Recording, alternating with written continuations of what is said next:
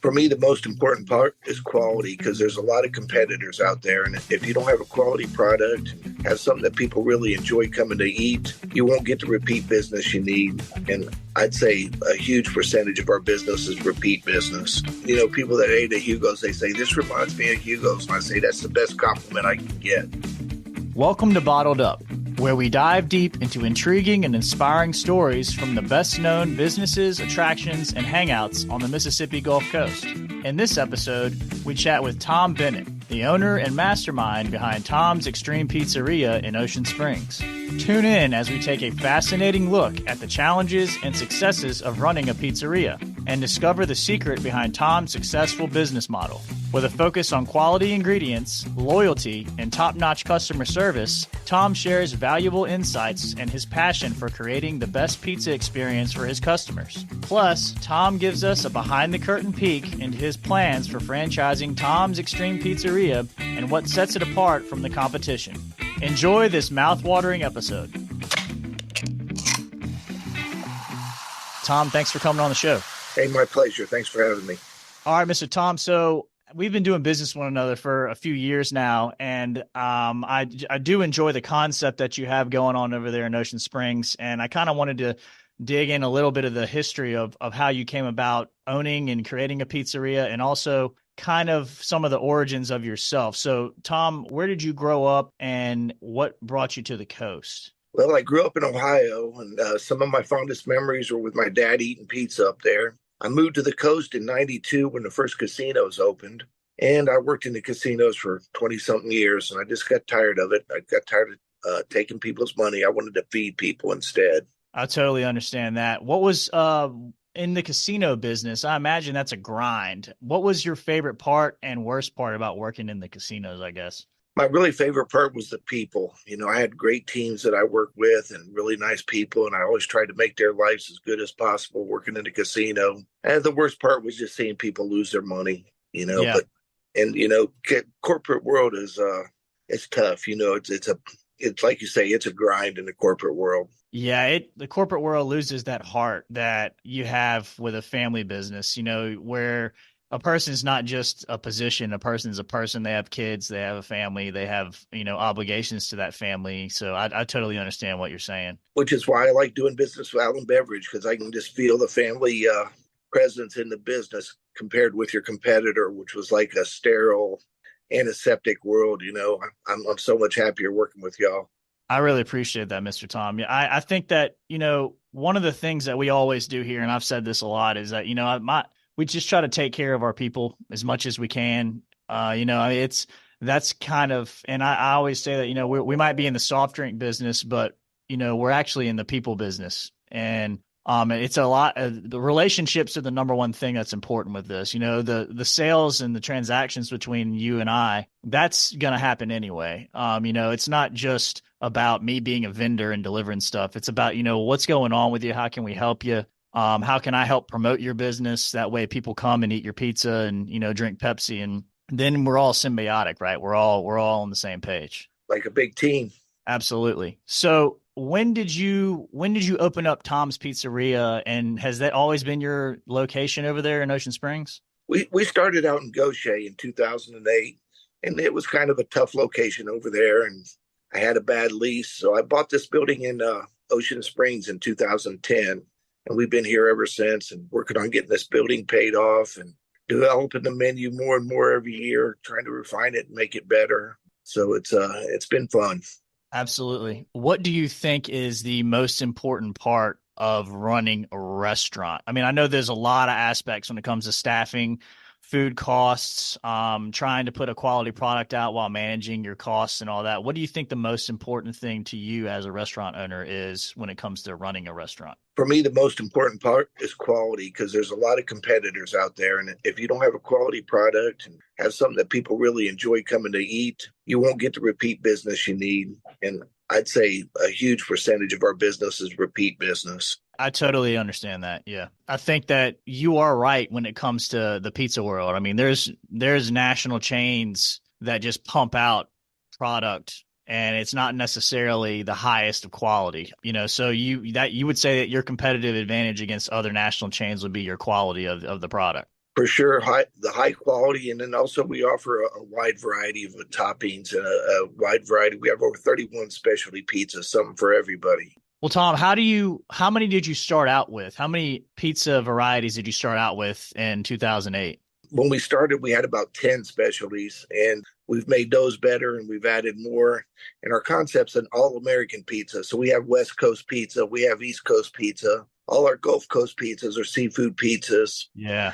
So we try to, we have 3 different types of seafood we put on the pizza and 40 toppings total. Wow. Okay. So managing all that, and making sure that all of that's fresh is probably probably your biggest challenge, I would imagine. Without a doubt, and that's why we prep our vegetables fresh every day. We don't buy pre-sliced things. We buy fresh whole vegetables and slice them every day, so they're always fresh. When I started, I told my suppliers I wanted the best products I could get, and they said, "You mean the cheapest?" I said, "No, I mean the best. I want to feed people really good pizza." And they kind of said, "Oh, you're not going to make it." And I said, "Well, if I can't make it feeding people good pizza, I'm not going to make it." You bet on yourself. I bet on myself and bet on the idea, that people do know the difference. They know quality food. Oh yeah. I mean, you can only, if you taste a homemade pie, which basically is what you're serving, that you can definitely taste the difference. So do you have a secret kind of sauce, and do you have a secret dough recipe that like kind of stands apart? Well, we make our dough fresh every day. And a lot of people in Biloxi or on the coast have heard of Hugo's. Yes.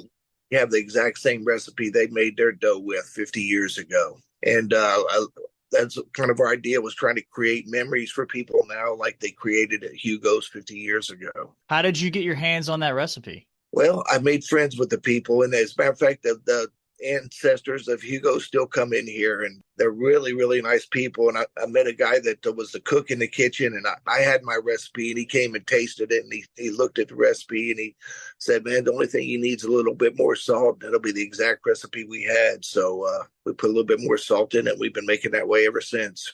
Man, I can imagine that having someone who used to grow up and make memories in Hugo's and Biloxi coming into your shop and taking a bite, they're probably like, "Man, this is like a blast from the past." I hear that all the time. People people that ate at Hugo's, they say, "This reminds me of Hugo's." And I say, that's the best compliment I can get. Absolutely. So what would be the best pizza that, in your opinion, what's your favorite pizza that you make? Well, a lot of people like the Texas, and we call it the Big Like Texas because it has 14 toppings. It's a really popular pizza, but my personal favorite's the Mississippi Meat Lovers. It's got 7 different meats on the pizza. And then I love the seafood pizzas. The lady yesterday told me every time she comes, she gets the Galveston because it's like the Texas. It's got all the seafoods on it. And then, we use a fresh sauce from California. We go through a bunch of it, and we constantly rotate it. It doesn't have a bunch of preservatives in it, so it's got that real good, fresh taste. Well, I think once again that kind of sets things apart. I know that everything has seasonalities, and do you have a kind of a type or time of the year where you're just rolling, where this is going to be our big weekend? Everybody, whether it be Christmas or 4th of July, something like that. Is there a pizza kind of time frame where you're going to have a lot of business? Well, we're lucky here in Ocean Springs. There's several festivals, and those are some of our biggest times of the year, like Cruising the Coast and the Peter Anderson Festival. But we've developed a pretty good business, so we stay busy all year long. And when I opened, it wasn't like that. We had a lot more slow times and stuff, and now we stay busy. That's great to hear, man. I've been to your shop a few times, and one of them actually was after Peter Anderson Festival. So you're spot on with that. And I haven't ever walked away, not full and not satisfied with the quality, man. I just want to say that personally. I did notice one thing in your shop is you have a lot of bonsai trees. Tell me a little bit about that. Well, I want to create an environment where people feel comfortable, and people love plants, especially ladies, and I actually love the bonsai trees. So I actually put 80 plants in my little greenhouse during this cold weather. Yeah. And, I just spread them around to create like a natural, friendly environment. And also it gives me something to do with my extra time. I love to see the trees grow and shape them and stuff. That's cool. I'm a similar plant lover as well. So I know what it takes to do what you're doing, and it's a lot of time and care and effort to make what you've done with those. Some of them are very impressive looking. So I'm in the process of trying to get a greenhouse on the back of my house so I can store all mine. Mine are in a closet, a utility closet right now with a grow lamp. So, it's rough this time of year. Yeah, it is. So how long have you been doing bonsai trees? I've been doing them about 8 years now. What was the first one you did? I bought three different ones: a ficus and Chinese elm. Yeah, Yeah, yeah. exactly. And unfortunately, both of those have died. But since then, I've bought and started with smaller plants and grew them up myself and shaped them and everything. As a matter of fact, I'm getting ready to replant about 15 bonsais in real nice bonsai pots. So, Right, yeah, wiring them all down and doing all that. yep, I'm shaping them. And I got to wait just till it warms up a little bit more. And then I'll be able to transplant them all and get them looking really good. Good, man. I think it's really, really interesting, and I don't think a lot of people really know this, but a bonsai is not a tree. It's a method of growing a tree. So you can bonsai any tree. You can have a little pomegranate tree, bonsai pomegranate tree, and it'll grow little tiny baby pomegranates. Yep. So that's very cool. I was surprised. It's real fun, and watching them grow and keeping them alive. It makes me feel good. Yeah, I agree. I have a little ficus that I've kept alive. I started with a Chinese elm and it died as well. And then I have a little ficus that doesn't really need a whole lot of care. I just keep it up underneath the skylight in my house, and it's doing pretty good. So, well, Mr. Tom, let me ask you a couple more questions. So recently, I see that you're offering franchises for Tom's Pizzeria. Explain to me how does that process work? How do you let's say I'm a restaurant owner and I'm interested in offering franchises. How does that work? Well, it's kind of a detailed process. It took several months, almost a year, to get everything done. You have to have everything legal exactly for every different state, and we start out with a procedure book and recipe book and all the pitfalls that you have to watch out for. I kind of wish I had this when I started. Made a lot of mistakes, learned the hard way, but with the franchise, that's why people do it. They avoid those mistakes, and they get started making money probably a lot quicker than I did. Yeah, I would imagine. But I mean, you also, it's kind of a double-edged sword with that because you want to make sure that people understand that this business is going to be successful and that it's a proven process. So, I mean, you want to kind of have that, foundation underneath you before you start offering franchises, right? Exactly. And I also want to make people understand you got to work if you want to make a business like that this successful, just like you and your family.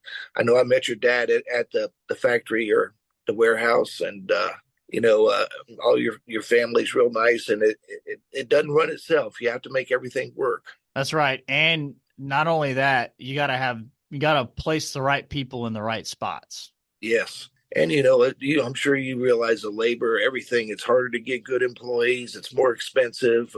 Food costs. I'm sure all your costs are up, just like mine. Absolutely. Since COVID, since 2019, our product costs on certain brands have gone up 25, almost 30% over the last 4 years.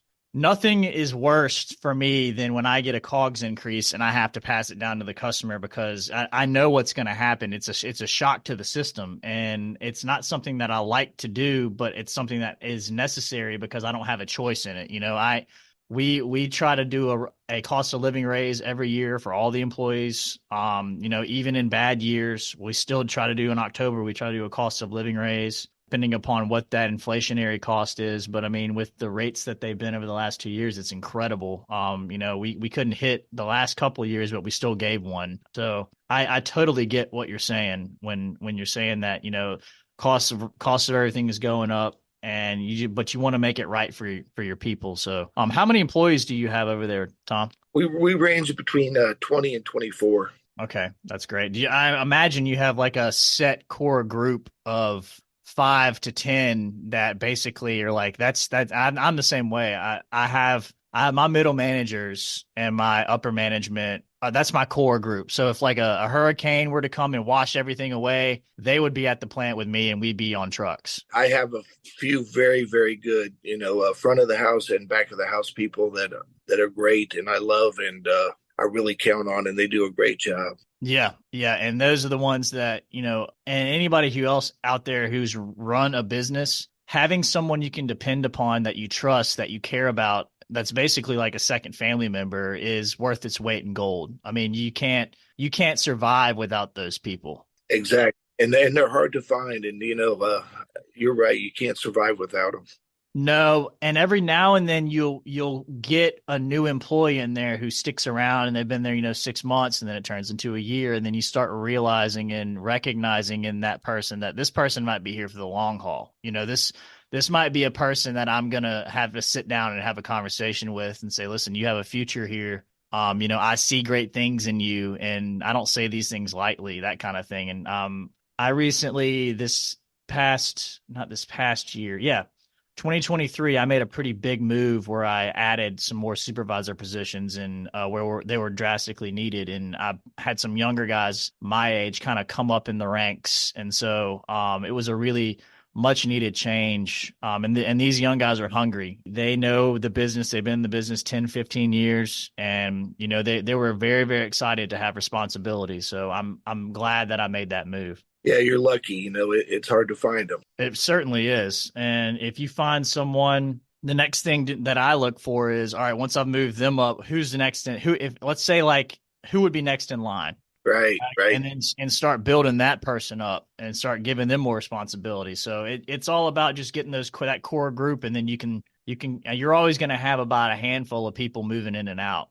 Right. But we're lucky. We got quite a few long-termers that have been really great employees. So I'm very happy for that. Tom, walk me through if someone was to walk into, let's say, just kind of walk me through a narrative of someone walking into your shop, walking into Tom's Pizzeria in Ocean Springs. What would they expect to see, and what would you recommend them order whenever they get there?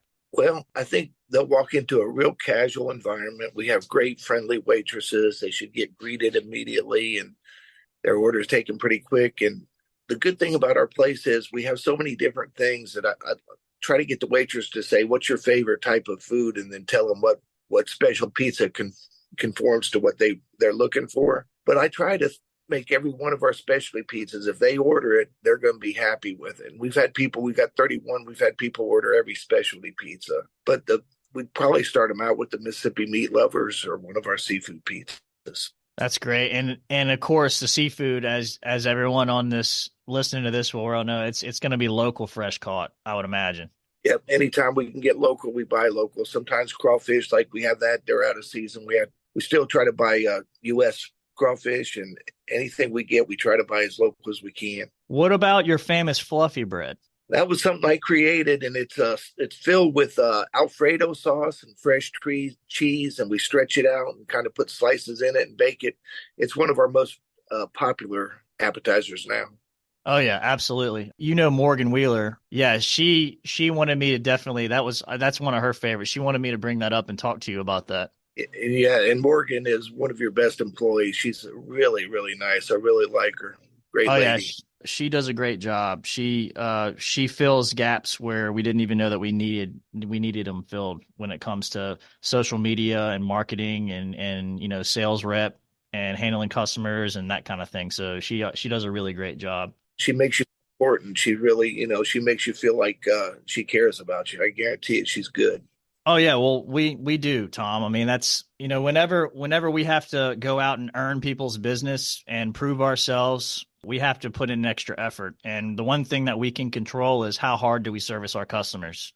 There's a lot of things that are beyond everyone's control, but what is within my realm of control is I can service the customer as hard and as best as possible. So yeah, and I want to bring up too, your service department. If something gets broken or it isn't working right, they're right on it, and they don't make you feel like you're a pain in the neck. They get out and fix it and then are nice about it.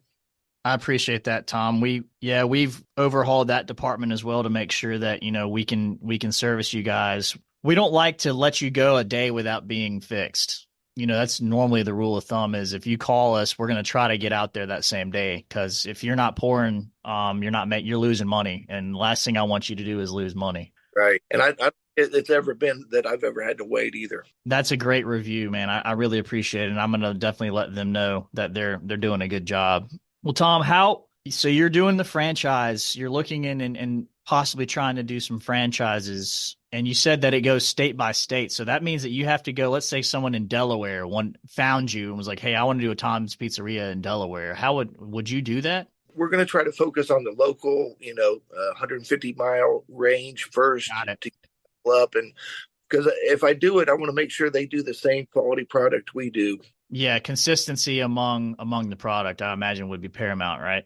It's critical, because I mean, you'd be surprised. People, I walk up and say, "How's the food?" And they say, "Man, this is the best pizza I've ever had." And nothing makes me feel better than have somebody tell me that. Well, I think that's the highest compliment you can get in your Right? business. Well, Tom, what besides bonsai trees and running a pizza joint, when you have spare time, what do you like to do? I love to play golf. I love, go to sporting events. Go see my mom. My mom's 87 years old. I just took a few days off to go see her last week. So Up I in feel Ohio? up in Ohio. Yeah, she still lives up there. Whereabouts in Ohio? She lives in Chillicothe, down below Columbus. It's a little small town where I grew up. She's 87. She still walks 1 or 2 miles a day. It's Sweet. fantastic. Yeah, yeah. Sweet little lady. So I love her. Yeah, one of my best friends is an Ohio transplant, and he's from Centerville. That's 19 miles up north of Chillicothe. Yep, that's where he's from, and I went to Mississippi State, and he came. His parents were from Tupelo. They lived up there in Ohio. He was basically raised in Ohio from a small child up to where he was a teenager, and then they moved back home to Tupelo, and then he went to Mississippi State, and I still keep up with him. So Ohio people are special folks, man. They really are. They're farmers and they're good, wholesome people. It was a joy to be up there and hang out with them. Oh yeah, they're solid. They're probably some of the most helpful, genuine folks that I know. So yeah, you're among some good folks. Yes, sir. Well, Tom, let's talk a little bit about, you talked about ingredients. We've talked about staffing and kind of mindsets behind that. We've talked about the kind of the ambiance. Let's talk a little bit about costs and ways that we're trying to save money and try to keep everything afloat with all these rising food costs. What advice would you give somebody in the restaurant business about how to manage this situation that we find ourselves in? Man, it's probably the hardest thing. I've only raised my prices once since I've been open over here in Ocean Springs. And I hated to do it. But like you said, either you raise your prices so that you can't sell food at a loss, Right. And that is the hardest thing. So I buy local produce from Gulf Coast Produce Right. there. That keeps my cost for my produce down. I'm not shipping them from California or wherever. They control everything, and they're a good little local supplier also. But you're right. That's the hardest part of the business, because you got to give people a good deal, make so they can afford to come. But you also have to make a profit. Yes, and it's riding that tightrope and making sure that you can and do both is difficult. And I'm very surprised to hear that you've only raised your price once since you've been open since 2008. Well, since 2010, we kept the prices low till COVID hit, and when COVID hit, everything went up so much. And about a year after it hit, we had to raise because we were selling at a loss for a few months there. But I'm not in it to make a huge fortune. I want to provide a great deal, and I love to hear people telling me they love the product, and I actually love talking to the customers. People from all over the country come in here, and we have people drive from Slidell, people drive from Mobile, and I love hearing their stories of why they come see us. Well, so if anybody's listening to this, if you want to go meet Tom and have a conversation, he's more than happy to do that whenever you walk in his shop. Yeah, just say, hey, can I talk to Tom? And it happens all the time, and I love it. Well, Tom, I think that the casino business, I wanted to kind of go back a little bit onto that. So which casino you don't have to say, but which casino were you affiliated with? Because we do business with a few of them, and I kind of know the mindset behind some of them. Would you be willing to talk a little bit about that? Oh, yeah. I love the casino industry. It's been great for the coast. It's been great for the local people. And I worked in most of them. I worked my way through. I was Isle Capri, the first casino that opened. Yep. IP when they reopened after the hurricane. I was the first guy in there getting that place reopened. I helped rebuild the Copa. I've been all over the coast, and every time I work my way up, and then different regimes come in and things change, and you go to the next place. Absolutely. Yeah, you mentioned in opening up the IP, we were in there probably around the same time you were. Whenever we had to get that place, we were busting our butts to try to get that place open, making sure all the equipment and new fountain lines were run. And I don't know if you know much about how that place is set up with fountain, but it all is run under that parking garage in one big long run. So it's a mess. Yeah, that place is crazy. The owner that built it was an engineer, and he's a little intense. Yes, and it's the same. I think we've replaced some bundles over the years. We're still in there now, so we still do business with. Do you remember Miss Tammy Tynes? Uh, I'm She not was sure. over. She was at the IP. Yeah, I was over the table games. I knew every table game and every slot employee just about, but She was over purchasing. purchasing. Okay, yeah. I know who you're talking about now. Yeah. Yep. She's a great lady. Well, Mr. Tom, if people want to find Tom's Extreme Pizzeria, where would they go online to find you? We have a Tom's Extreme Pizzeria website, and if you're coming in town, we're straight down from I-10. You can come straight down Washington Avenue. We're under 3 miles from the road. We're under 7 miles from most of the casinos over in Biloxi. Okay, and as far as like Facebook or anything like that, and I imagine you have a Facebook page, right?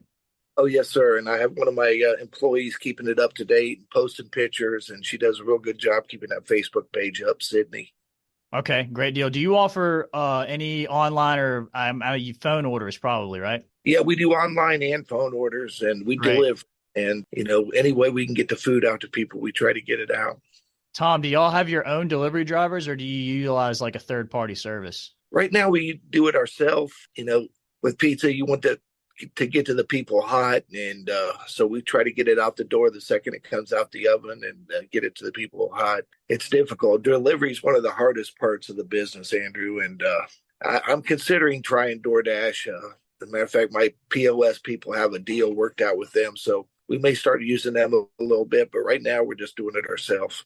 Do you have a lot of those third party guys like approaching you and coming in and trying to pitch you? Oh yeah, we have third party POS people coming in all the time. Third party delivery people trying to get our business for the produce, for the food, everything. Yeah, I imagine so. But I tell you, I'm super happy with Pepsi. The competitor made me feel like I was a pest. You couldn't get good service. Just everything's different with you guys, honestly. And maybe it's just because I'm not that big, and they don't care about their little customers, but it feels like you guys do care about every customer, so it makes a big difference. Like I said, Tom, we have to. You took a chance on us, and we have to make sure that we fulfill our obligations. When we tell you we're going to do something, we're going to do it. So that's how we operate. And it was a chance too, because a lot of people say I like the other guy better, but really since you've taken over, I never had any complaints about it. No, and that's another thing we try to pitch is, they like to go around and say that, people aren't going to want to come and eat your food if you don't have us. And that's just not the truth. The truth is that people are going to come eat the food no matter what. Right. The soft drink accents the food. It doesn't overtake the food. So we just had a discussion about you have 31 different types of pizza. No matter what soft drink you have in there, they're coming in there for that. Right. And you guys have a great selection of soft drinks. And like I say, maybe 1 in 1,000 times people ever, they never bring it up, and that the other guys try to threaten you, oh, you're going to regret it and all this stuff if you switch. No, I haven't regretted it at all. Well, I really do appreciate it, Tom. And, if there's anything that we can do, that we're willing to help any way we can. So I really appreciate you coming on the show and kind of giving us an in-depth view of your restaurant, Tom's Extreme Pizzeria in Ocean Springs. And like I said, you have our number. If you need anything, you have a person on the other end of that phone that's going to handle it. Yep, a nice person. Yeah, I really appreciate it too, Andrew. Honestly, I appreciate you having me on the show, and I appreciate the service. And if I need CO2, one time our beer thing messed up and all our CO2 drained out, and I was able to run right over there into the warehouse and get a couple cans from you. Oh yeah, late in the day, and you could never do that with the other guys. Well, yeah, they don't source anything from their local warehouses anymore. It all comes out of Mobile. Yeah, I could give you 10 different bad service deals with those guys, so I really do appreciate it. It makes a huge difference because it's hard. You got a lot of stuff going on. If people help you out a little bit, it makes a big difference. Absolutely. So, well, Tom, I hope you have a great rest of your day. Thanks for coming on the show, and I'll talk to you soon, sir. You too, buddy. Tell your sisters hi. I sure will. Thanks, man. Bye. We hope you enjoyed our conversation with Tom Bennett, owner of Tom's Extreme Pizzeria. Tom's recipe for quality, loyalty, great staff, and exceptional service are key ingredients for success in not just the food industry, but any business. Be sure to check them out online and pay them a visit next time you're in Ocean Springs and looking for outstanding pizza. And as always, thank you for tuning in to Bottled Up, where we uncork the stories behind local businesses. Thanks so much for listening, and remember to always support our local businesses and restaurants. Cheers. Thanks for listening to the Bottled Up Podcast. Want us to deliver this show to your email inbox as they drop? Want to tell us about how you like the show? Or do you want to tell us about a Gulf Coast business or restaurant that you'd like for us to spotlight in any upcoming episodes? Email Morgan Wheeler at mwheeler, MWHEELER at abevinc.com. That's ABEVINC.com. Want to know more about Allen Beverages and how we work with our clients, partners, and vendors? Check out allenbeverages.com. This show was edited and produced by Johnny Gwynn and Deep Fried Studios.